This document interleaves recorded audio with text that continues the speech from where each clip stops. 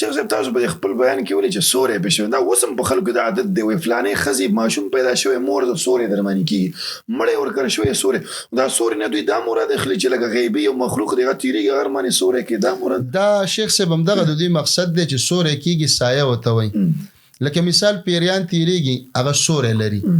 نو پیریان خو قران کریم په دې باندې گواه دی چې تاسو یې نه وینئ او تاسو وینئ دا د الله د کلام آیات دی او پیریان په خپل اصلي شکل کې نه لیدل کېږي او نه چالي تر اوسه پورې هیڅ هم نه دی لیدلی سوا د انبیاونو لکه نبی علیہ السلام لیدلی دی سليمان علیہ السلام لیدلی دی هغه په معجزات حمل شي دا غین علاوه که د زمانی زبرګ ولی او ارث څومره د کرامت دعوو کې د جنی په خپل اصل شکل کې پیری نشي لیدلی شکل به بدلی د پښو په شکل د مار په شکل کې براشي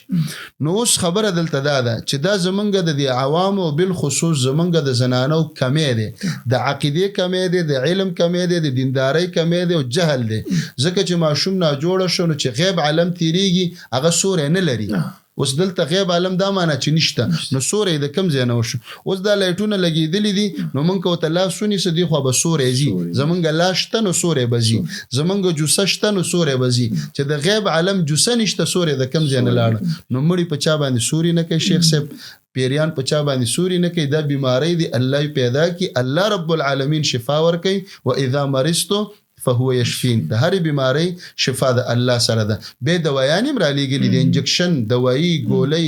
شربت د دې خړلو نه اسلام موږ نه منې کوي دا اسباب دي خو په دې شربت انجکشن دوايي ګولۍ کې اثر الله اچي